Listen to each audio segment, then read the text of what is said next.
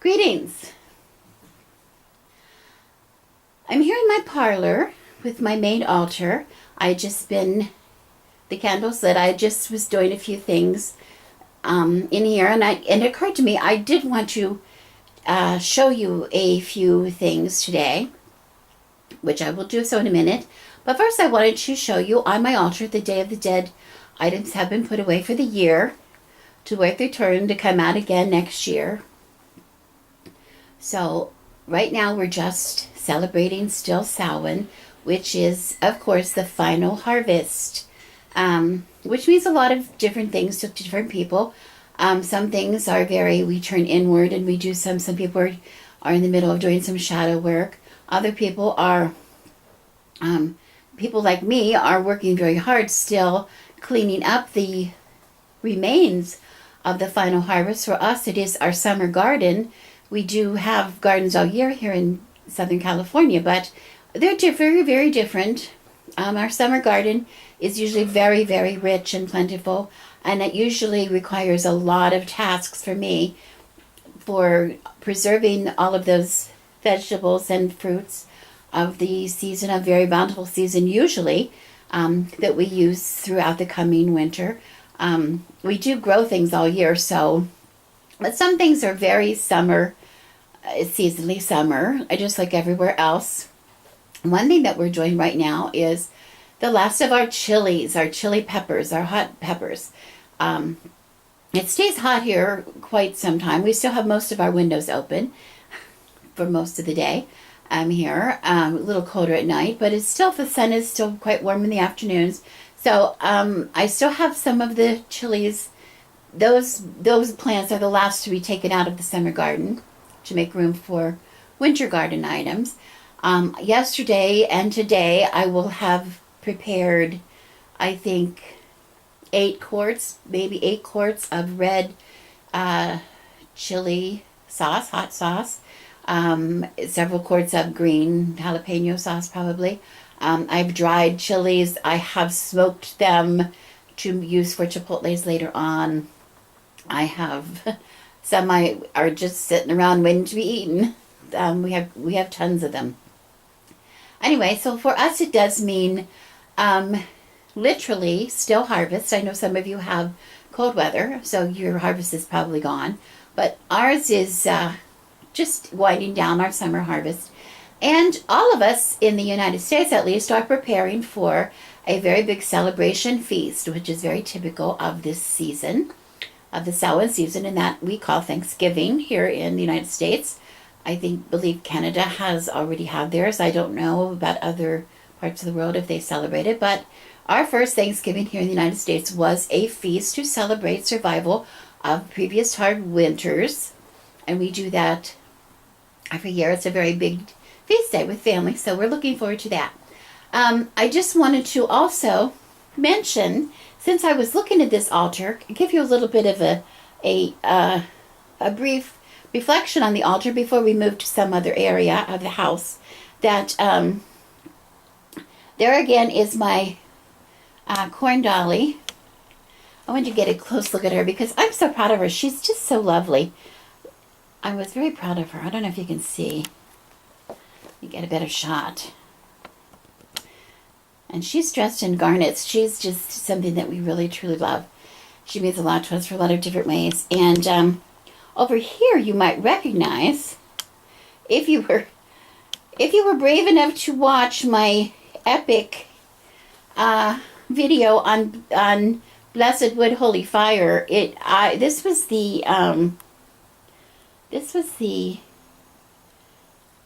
remember I made the beads and I put it here on this. Let me see if I can do this. I'm really not very good with a camera.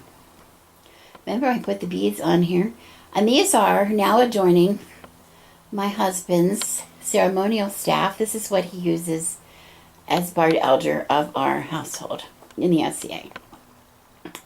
So that was sort of fun, and we keep it here by the altar when we're not carrying it with us. And so it's just very simply, you see, very simply adorned.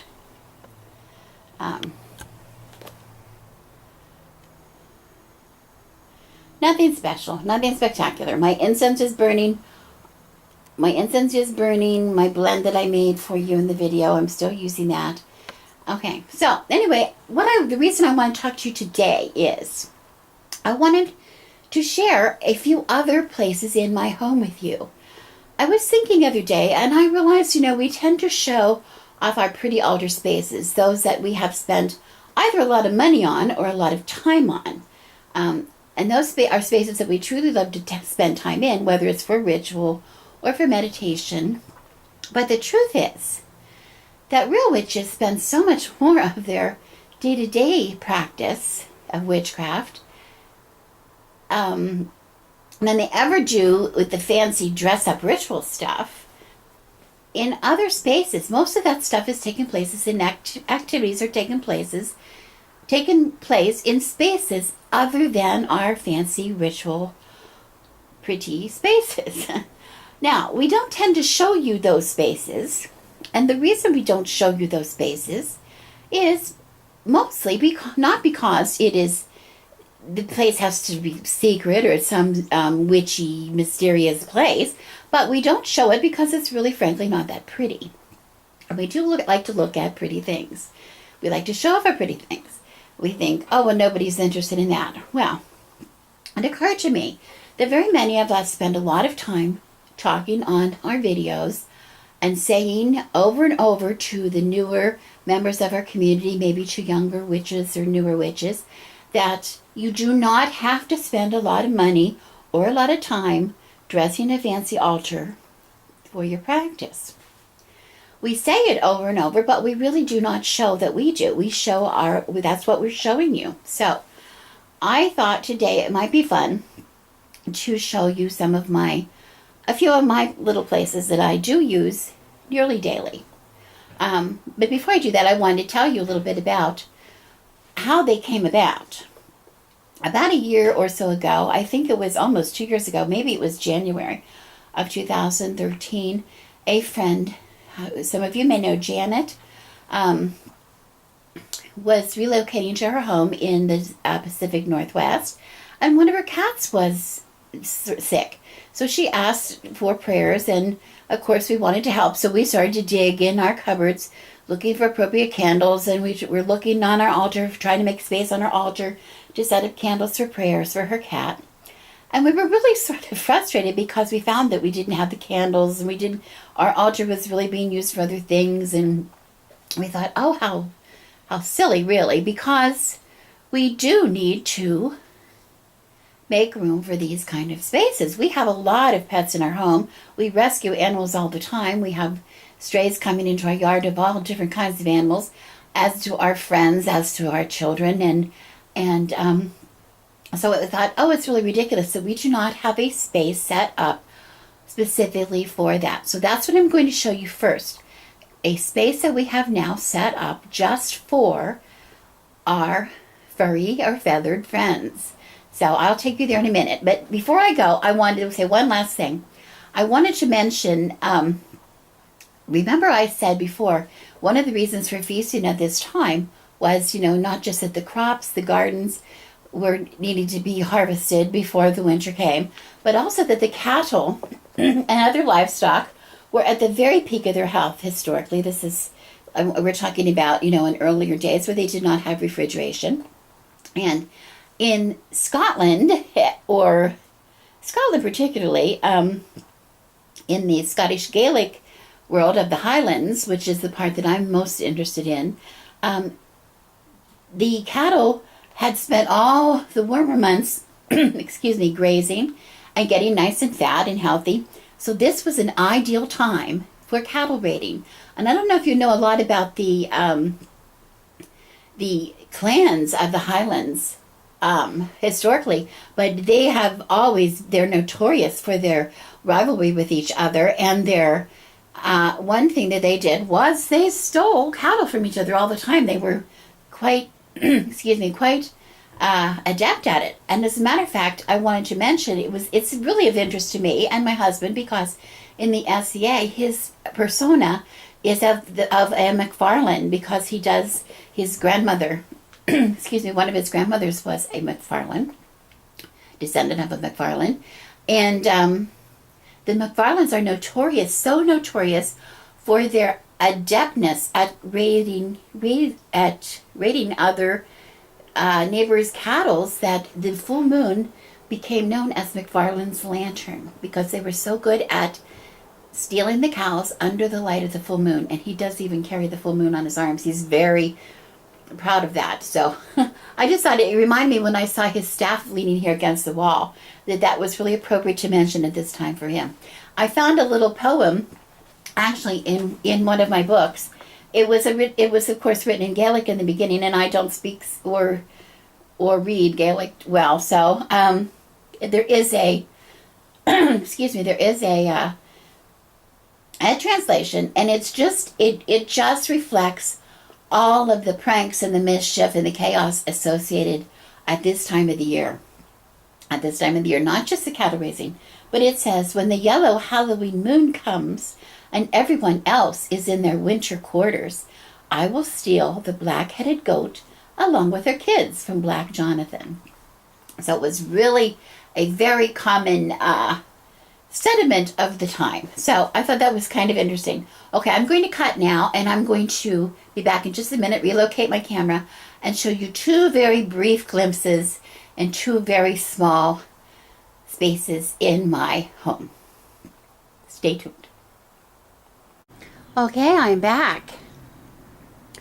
If you have seen any of my previous videos, particularly the videos that I posted on our remodeling project, you may recognize this cupboard.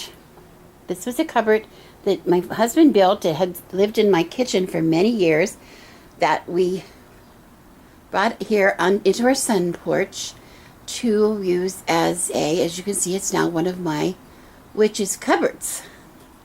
We use it to store books and some things. Down below we keep some larger seasonal things down there. This long cupboard is perfect. I have a lot of our brews and our tinctures in this cupboard, and some candle holders, those kind of things, supplies. As you will see, I have put a protection on this cupboard. I think I mentioned to you before when we were talking about setting up altar spaces that I cautioned you that if you have things that you're putting in a public space in your home, that is an area of your home where you might have guests go past it, or a lot of traffic, or you have a lot of people in your home, you might want to put a protection. And that's what I've done here. There's nothing here that anybody could really hurt. I do have a lot of guests, though, that spend the night. We entertain a lot. We have large groups in our house a lot for various reasons. And this is in a very public space in our home. So,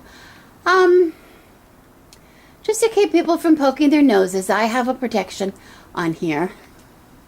And if you are interested at all in what I've done, please let me know, and I'll be happy to do a video on that. I don't really want to go into it right now, because some of you might think it's rather boring. But anyway, I'll be happy to tell you. Just leave a message. But the reason I'm bringing you here today is this is one of those spaces that I have in my home that I use quite often. And this was the place that we set up our altar for animals. For all of our friends, cats, dogs, birds, lizards, whatever happened into our lives that might need, into our lives or our family's lives or our friends' lives, that might need prayers sent for illness or whatever. Excuse me. We keep this, as you can see, this is still dressed from the last use, which was this is a picture of my daughter. I don't know if you can see it. This is my daughter's cat, Sebastian, who was ill. And so this altar was set up for him the last time we used it. And the things on here are specific for that use. I'll talk about that in a minute. But I want to talk to you basically about the very basicness of the space. This is a public location, yes, but I wanted it here because for when we use for prayers and healing, those kind of prayers, we like to keep, first of all, the candles burning. And here we're using a novena candle. That's usually what we use. which are usually safe, but I do have cats in the house, and I don't want them jumping up and knocking things over or whatever, so but this is right next to our home office, and either my husband or I are here most of the time, or very close by. So this is a space that is very well monitored, so to speak. So this is a good reason for having it here. Another reason is this is the room that faces the west. This altar will, behind me is the west. And just over the hill behind my back is the Pacific Ocean, our beloved Pacific Ocean. Specifically, a few miles over the hill is Laguna Beach. If you're familiar, that's where I live. And to my immediate rear, right behind me, is our swimming pool. A lot of water. We have fountains. We have fountains along the wall in the back of our property behind me, and there's a water feature behind me in the corner of this room. Lots and lots of water, and to me, water symbolizes healing. I am a water sign, very much so. I am a Cancer. My sun is in Cancer. My moon is in Cancer, and my ascendant is Cancer. My rising sign is Cancer. So water, the ocean, any kind of water is very representative to healing for me. So this is where I can put my most energy forth for my animal friends. If I'm in need of healing, I usually end up at the ocean, usually with my feet in the water, or maybe just floating in my pool and meditating. So this is very important location for us. Excuse me. Oh, I should have waited a few days to do this video. I'm just getting over a cough, and I'm sorry that I'm hoarse and coughing. It's a little rude. Very, very basic altar. You see, nothing elaborate. This is about as elaborate as it will ever get. I have a doily crocheted by my grandmother, my maternal grandmother, to mark the space. Remember, I talked about it before. The altar cloth, to me, is used to mark the altar, to change a simple surface into an altar by putting down the cloth. That's very symbolic for me. This grandmother who crocheted this doily is actually one of my very few ancestors who have liked cats. My mother was afraid of cats, didn't like them. My father wasn't crazy about cats. My paternal grandmother had a really horrible experience with cats as a younger woman. She wasn't crazy about cats either. But I found my grandmother, my mother's mother, all the pictures of her as a young girl, she was posing with cats. So I sort of share that with her, I guess. Anyway, I also have very simple, a shell, which is filled with sand right now. It's empty except for the sand. That is where I will burn a charcoal disc if I am using loose incense and of any kind. So that is there ready. I also have on this altar, I will zoom in a little bit here, this little star-shaped thing. It came from a shop actually in Laguna Beach, and I bought it. I bought my daughter one like it. She's very, and the daughter that owns this cat, she's very attached and very nostalgic. She doesn't live in California anymore, so she is very nostalgic about the time spent at Laguna Beach. That's our local hangout. So this not only represents the sea to me, but it's very symbolic for my daughter. And I do keep that on this altar. I find it's very appropriate for this altar. Back here I show a few crystals that I pulled out just for the purpose, what my prayers were for Sebastian. I have a tiger claw in the front. I think that's amethyst in the middle. And to the rear is snowflake obsidian. Really lovely big pieces.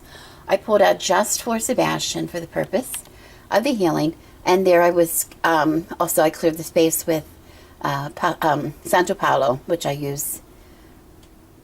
I love the smell of that. That was really significant. But anyway, I want to show you. All I did, it was a very, very simple altar. I keep this. I've used this in the past for cats that have been missing. I've used it for all kinds of pets and animals and friends who are suffering from the loss of pets, etc. Usually I have candles here. You see the Novena candle that I use. It usually uses San Francis of Assisi candle if I can locate it. Or I will use Our Lady of Guadalupe. This is the Virgin of Guadalupe here. But that's very simply it. And when I offered prayers for this time, I did not even burn a disc. As you can see here, this is what I used. Still setting on the altar. I have lavender flower. I have catnip leaf.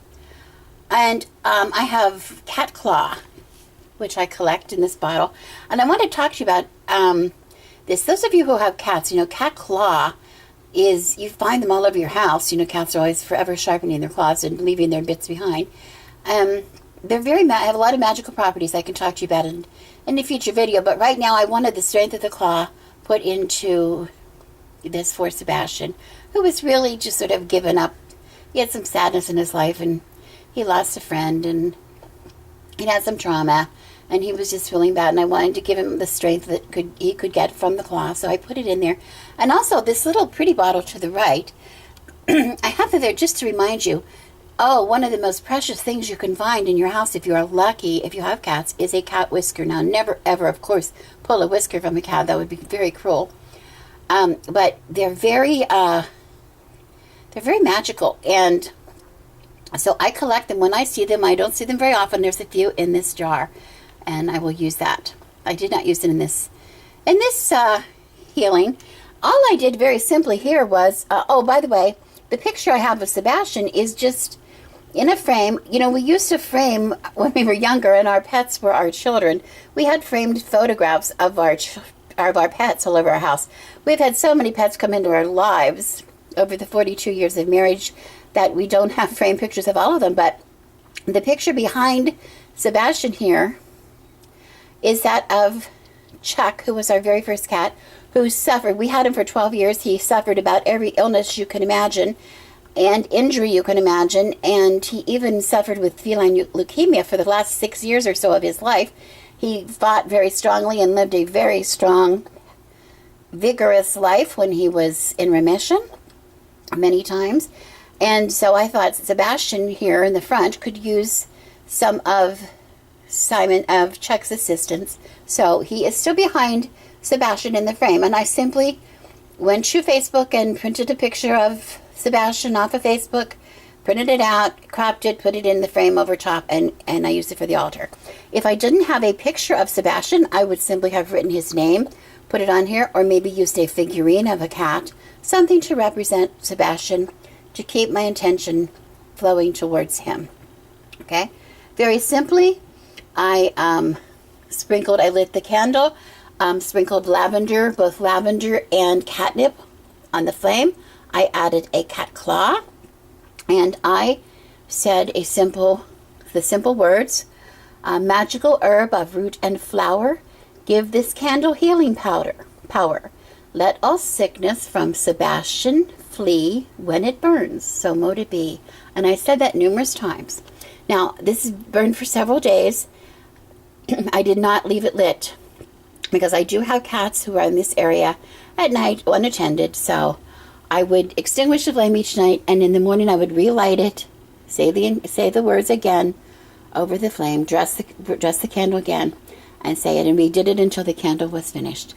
And by the way, it had a happy ending for Sebastian. I'm very happy to report. So anyway, very simple space, not elaborate, not pretty. Sometimes it's even less. It doesn't need to be a lot. I just pull out what I feel. Like in this case, I pulled out the crystals that I thought were appropriate. I pulled out the herbs that I thought were appropriate, then an appropriate candle, and I let it burn. So very simple.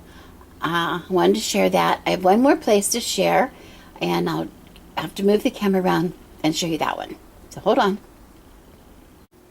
Okay. Do you remember me telling you about this one? I mentioned that I had one altar space that this may be only 16 inches square, and that's it. And it doesn't even have the whole surface, covered surface. It only has part of it. And it's the smallest altar we have in our home right now, but it's perhaps the most important because this is our prosperity altar.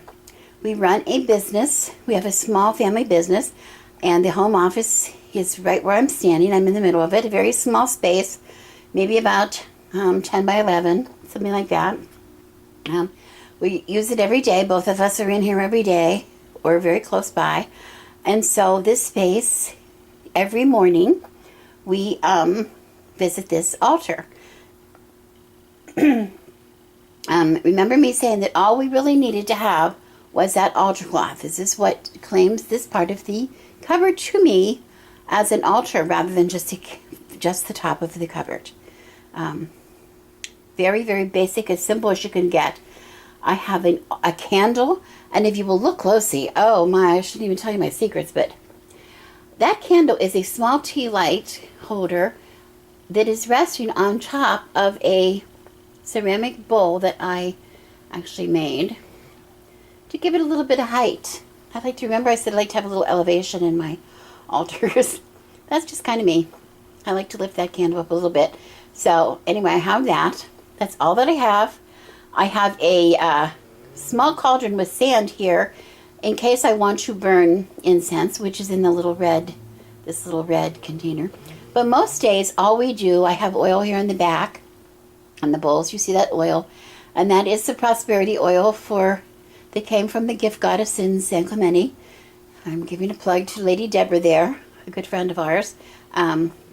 We have been using this oil, and we've been in business for 4 years in an economy that was not a great time to start a small business, at an age that was not a great time to start a business. And we're still here. So the oil has worked for us for 4 years, and we will continue to do so. Continue to use it as long as it works. I don't know what's in it, but it works. If you want to know what's in it, you would have to ask Lady Deborah. So anyway, every day, one of us, usually my husband, unless he's late coming home from the warehouse, will simply dress that tea light with the oil. And then call upon the God and Goddess to cleanse and bless this space. And we ask that as the oil is released into the air, we call upon success and prosperity to find us here. And we repeat that every day, one of us, either my husband or myself, without fail. That's a big part of our ritual, our routine, daily routine. Nothing fancy, nothing secret, nothing pretty, just basic, simple, working witchcraft. So anyway, that's all I wanted to show you. I will say that the reason I would use the loose incense, sometimes there's something special or a special need or something happening to do with our business that we need to have extra boost for some reason or some specific intent related to the business. We will then offer some more prayers, and we will burn an incense, which I have made, and it is in this little container. The little container on the left. The little red container contains loose incense. I keep it covered so the cats don't think it's a snack. Anyway, that's absolutely it. Nothing terribly pretty, nothing fancy, but these two altars that I shared with you are very, very, very special, powerful, sacred spaces in my home that mean a lot to us. So anyway, hope this was a little interesting. If you have any questions, I'd be happy to answer you. Please just send me a message. And in the meantime, thank you for coming to my channel. I am Rebecca, and I wish you blessings.